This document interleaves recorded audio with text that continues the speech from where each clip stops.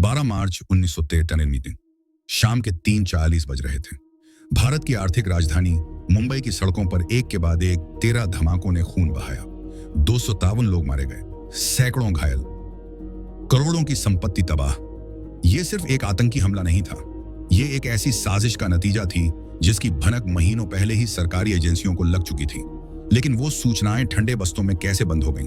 जब देश की आर्थिक राजधानी आतंक के निशाने पर थी, तो कस्टम्स और इंटेलिजेंस ब्यूरो IB के पास मौजूद गुप्त जानकारियां आखिर क्यों बेअसर रहीं?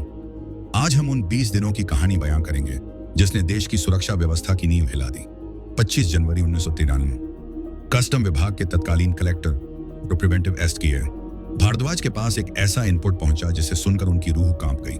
सूचना थी पाकिस्तान की खुफिया agency ISI underworld don Dawood Ibrahim की मदद से हथियारों की एक बड़ी खेप मुंबई की तटरेखा पर उतारने वाली है। माल सिर्फ सोना चांदी नहीं, चांदी नहीं, बल्कि आधुनिक हथियार और विस्फोटक थे। इस चिट्ठी को भारद्वाज ने सबसे पहले भेजा अपने ही विभाग के अतिरिक्त कलेक्टर सोमनाथ थापा के पास। थापा उस वक्त कस्टम के मरीन एंड प्रिवेंटिव विंग के प्रमुख थे, यानी समुद्री रास्तों से होने वाली तस्करी रोकना उन्हीं की जिम्मेदारी थी। लेकिन हुआ उल्टा। थापा ने इस चेतावनी पर अमल तो दूर, उसे गंभीरता से लेने में ही कोताही बरती। उन्होंने तट पर गश्त बढ़ाने के बजाय अपनी जिम्मेदारी बेच दी। उन्होंने न सिर्फ आंखें मूंद ली, बल्कि खेप को मुंबई पहुंचाने के लिए ग्रीन चैनल दे दिया। लेकिन सिर्फ पुलिस ही नहीं बल्कि कस्टम विभाग के भीतर भी उंगलियां जल रही थीं। सोमनाथ थापा के पास भी 3 फरवरी को ही सूचना पहुंच गई थी कि शेखाड़ी में काला साबुन RDX उतर चुका है। उनके पास मौका था खेप को मुंबई में दाखिल होने से रोकने का। 1994 में हुई एक टेप की गई बातचीत में टाइगर मेमन खुद कबूल करता है कि थापा को 22 लाख रुपए दिए गए थे। ये वही थापा थे जिनके पास तस्करी रोकने की सबसे बड़ी जिम्मेदारी थी। सिर्फ कस्टम ही नहीं, बल्कि मुंबई पुलिस और खुफिया ब्यूरो IB के पास भी उंगलियां उठ रही थीं। दिसंबर 1992 में ही पुलिस ने गुल मोहम्मद नाम के एक शख्स को दंगों के सिलसिले में गिरफ्तार किया था। पूछताछ में उसने चौंका देने वाला खुलासा किया। बाबरी विध्वंस का बदला लेने के लिए मुंबई में बड़े धमाकों की साजिश रची जा रही है। उसने बताया कि कैसे उसे ट्रेनिंग के लिए दुबई और पाकिस्तान भेजा गया। लेकिन उस समय पुलिस को उसकी बातों पर यकीन नहीं हुआ, या शायद वो यकीन करना ही नहीं चाहते थे। यही वो समय था जब टाइगर मेमन और दाऊद इब्राहिम की टीम अलीबाग के बिग स्प्लैश होटल में बैठकें कर रही थी और फाइनल प्लान तैयार कर रही थी। अगर दिसंबर में ही गुल मोहम्मद की बातों पर गौर किया गया होता, अगर जनवरी में कस्टम के अलर्ट को गंभीरता से लिया गया होता, तो शायद 12 मार्च वो काला दिन नहीं आता। 12 मार्च 1993 में ठीक 2:05 पर पहला धमाका हुआ। फिर अगले 2 घंटों में पूरा शहर दहल उठा। जिन हथियारों को फरवरी में तट पर उतारा गया था, वो अब मुंबई की सड़कों पर खून बरसा रहे थे। RDX, जो पहले कभी भारत में इस्तेमाल नहीं हुआ था, अब हर जगह बिखरा पड़ा था। जांच के लिए तैनात किए गए DCP राकेश मारिया ने सबसे पहले उस वैन पर ध्यान दिया जो वॉर्ली में बिना मालिक के खड़ी थी। उस वैन के अंदर से 7 AK-56 राइफलें और ग्रेनेड बरामद हुए।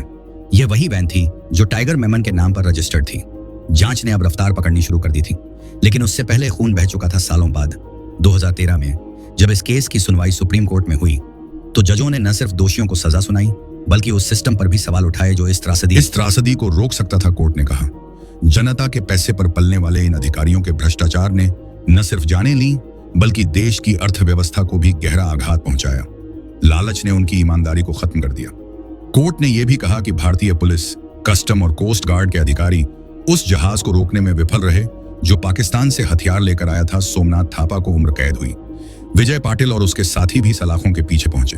लेकिन ये सजाएं उन 257 बेगुनाहों की जिंदगी वापस नहीं ला सकती जो उस दिन सिर्फ इसलिए मारे गए क्योंकि कुछ लोगों ने अपनी ड्यूटी से ज्यादा अहम रिश्वत के पैसे समझे। 1937 का वो हादसा सिर्फ एक आतंकी वारदात नहीं थी, बल्कि एक चेतावनी थी। ये उस फेलियर ऑफ इंटेलिजेंस की कहानी है जिसकी कीमत हमने अपनी जान से चुकाई। आज भी सवाल वही है, क्या हम उस इतिहास से सीख पाए हैं? क्या अब कोई सोमनाथ थापा देश की सुरक्षा से खिलवाड़ करने की हिम्मत कर सकता है, या फिर इतिहास खुद को दोहराने का इंतजार कर रहा है? सवाल आपके जवाब के इंतजार में है। धमाकों के बाद जांच शुरू हुई तो ऐसे राज खुले कि पूरा देश सन्न रह गया। 19 मार्च 1993 को पुलिस ने टाइगर मेमन के भाई यूसुफ मेमन को महिम इलाके से गिरफ्तार किया। उसके पास से एक डायरी मिली जिसमें हर हथियार का हिसाब था। कितना RDX आया, कितने AK-50 किस किस को बांटे गए। ये डायरी उस साजिश का नक्शा थी जिसे महीनों पहले रचा गया था। जांच में पता चला कि इस साजिश को रचने वालों ने कोई कसर नहीं छोड़ी थी। दुबई में बैठकें हुई, पाकिस्तान में ट्रेनिंग हुई और मुंबई के तट पर हथियार उतारे गए। लेकिन सबसे हैरान करने वाला खुलासा तब हुआ जब पुलिस को पता चला कि ये सब होते हुए सरकारी तंत्र की आंखों में धूल झोंकी गई। तो सबसे पहले सजा उन अधिकारियों को मिली जिन्होंने अपनी ड्यूटी के साथ गद्दारी की थी। सब इंस्पेक्टर विजय पाटिल और उसके 4 साथियों को उम्र कैद की सजा सुनाई गई। अदालत ने कहा, तुमने देशद्रोह किया है, तुम्हें माफी नहीं मिल सकती। 1993 के उन धमाकों ने भारत की सुरक्षा व्यवस्था को झकझोर कर रख दिया। उसके बाद से काफी कुछ बदला है। कोस्ट गार्ड को मजबूत किया गया, इंटेलिजेंस नेटवर्क को चौकस किया गया और तटीय सुरक्षा के लिए नए कानून बने। लेकिन सवाल आज भी वहीं के वहीं हैं। संसद में इस मामले पर जमकर हंगामा हुआ। विपक्ष ने सरकार पर लापरवाही के आरोप लगाए। सरकार ने जांच के आदेश दिए, लेकिन जब तक ये सब होता तब तक 257 जानें जा चुकी थी।